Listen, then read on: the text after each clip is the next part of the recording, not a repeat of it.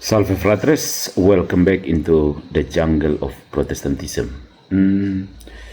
Pertanyaan muncul seperti ini dari orang Protestan. Ada pernyataan bahwa benarkah gereja Katolik Roma itu merusak kekristenan? Saya menjawab dengan tegas, benar. 3 orang Katolik Roma yang merusak kekristenan itu adalah Martin Luther, John Calvin, dan Ulrich Zwingli. Ya, apa gejala dari kerusakan itu? Simptomnya disebut theological triage. Ya, theological triage itu adalah gejala, bukan obat. Theological triage ini adalah luka kronis Protestantisme yang dianggap sebagai berkat. Sayang sekali. Jadi begini saudara-saudari, kalau kamu demam, minum paracetamol. Tapi kalau kamu terus demam tiap minggu, itu bukan soal obat lagi. Itu gejala penyakit serius. Ya, begitulah kira-kira perumpamaan untuk apa yang disebut theological triage oleh Pendeta Deki dan Patrice Smith. Mereka memperkenalkan seolah ini solusi brilian untuk menyatukan ribuan denominasi Protestan. Tapi faktanya triage adalah gejala atau simptom, bukan solusi. Ini adalah tanda bahwa Protestantisme itu sakit dan tahu dirinya sakit, tapi tidak mau sembuh dengan cara yang benar. Ya. Jadi poin yang pertama, triage ini adalah akal-akalan untuk membenarkan perpecahan, kerusakan dari Protestantisme. Pendeta Deki itu terang-terangan mengakui bahwa Protestantisme memang terpecah, tapi dia mencoba mengelola perpecahan itu dengan triage. Klasifikasi doktrin menjadi primer, sekunder, dan tersier. Kayaknya dianut juga oleh Pendeta Ezra Surut. Nah, Patrice Smith justru lebih parah. Dia menyangkal perpecahan itu sendiri, padahal fakta sudah bicara. Ribuan denominasi, nanti mereka akan mengelak, sebutkan ribuan itu, cari sendiri Protestan. Ratusan tafsir, dan lusinan ajaran yang saling bertentangan, alias kata orang Kupang, baku naik satu sama lain. Jadi kita tanya balik, kalau memang tidak terpecah, kenapa butuh triage? Triage itu bukan solusi, itu adalah gejala kegagalan Protestantisme dalam menyatukan dirinya. Sayang sekali ya. Nah, mari kita lihat sejarah singkat dari triage ini. Ini adalah obat modern untuk luka yang lama, bobrok yang lama. Theological triage baru dipopulerkan tahun 2005 oleh Albert Mohler. Artinya, ini jelas bukan bagian dari iman Kristen sejak awal. Ini adalah eksperimen darurat untuk sistem yang sudah bocor sejak abad ke-16. Bocor banyak, bukan bocor halus. Lalu kenapa harus muncul konsep baru seperti ini? Karena Protestan tidak bisa menyatukan kebenaran. Maka solusinya, relatifkan saja. Doktrin yang mayor sama dengan jangan disentuh. Doktrin minor sama dengan terserah, mau beda silahkan. Kemudian ada opini, artinya bebas, tidak berdampak keselamatan. Nah, kita tanya lagi, sejak kapan ajaran Yesus boleh dikotak-kotak begitu? Yohanes bab 17 ayat 8 dan Yakobus bab 2 ayat 10 berkata sebaliknya. Kebenaran itu utuh, tidak boleh dipotong-potong ya Pak Pendeta. Kemudian ya dari situ muncul relativisme. Ini luka tersembunyi dalam balutan triage. Ya. Triage ini membiarkan ajaran sesat tetap hidup, asalkan tidak menyentuh yang mayor.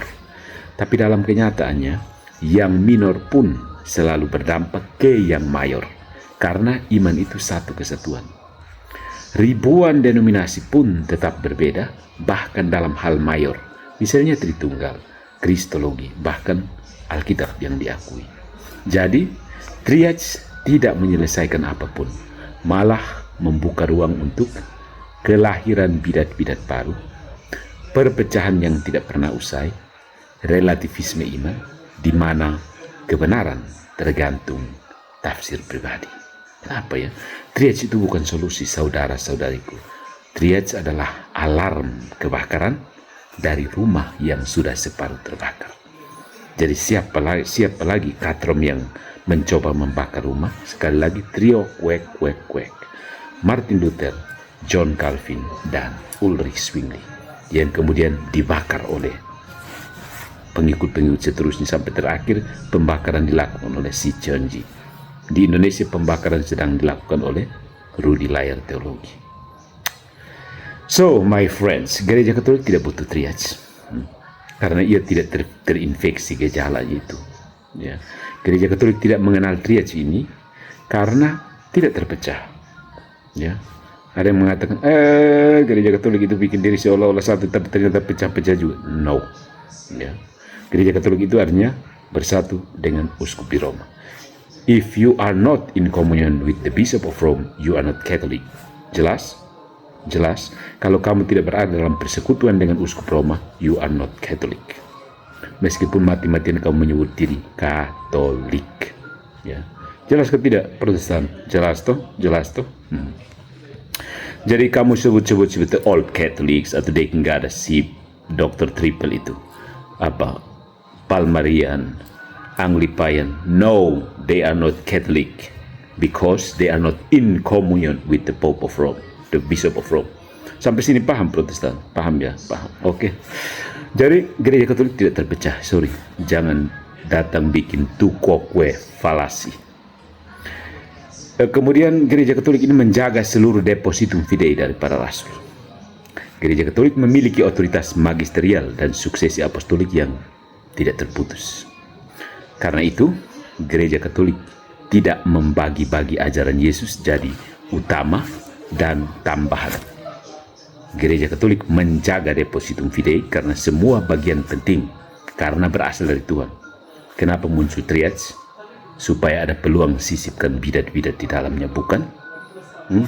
Yang primer itu yang kamu caplok dari Katolik, yang sekunder dari reformer awal, yang tersier itu kesempatan kau masukkan kampung bidat dong di situ.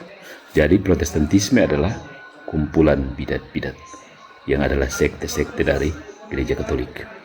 Mau sekte Palmarian kah, sekte Old Katolik kah, sekte Calvinisme kah, sekte karismatik kah, sekte secare et tenere, memisahkan diri tapi masih tetap memegang tenere, menahan beberapa hal. Ya kan? Jadi kesimpulannya, theological triage adalah simptom, bukan solusi.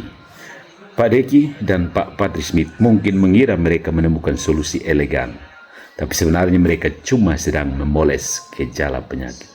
Terlalu pakai bibir merah, padahal bibir rusak, borok. Triage adalah pengakuan diam-diam bahwa Protestantisme itu terinfeksi oleh virus relativisme dan fragmentasi. Kalau kamu perlu triage untuk mempertahankan kesatuan, maka kamu sudah kehilangan kesatuan itu sejak awal. Tuhan Yesus tidak menawarkan triage sebagai jalan keluar. Dia berkata, akan ada satu kawanan, satu gembala. Yohanes bab 10 ayat 16. Bukan banyak kawanan asal percaya gembala yang sama. No, begitu ya. Jadi follow for more into the jungle of Protestantism. Jadi menjawab pernyataan Patrick Smith dalam video terakhirnya, gereja Katolik Roma melalui trio kwek telah merusak kekristenan. Hasilnya adalah Patrick Smith dan kawan-kawan, bukan?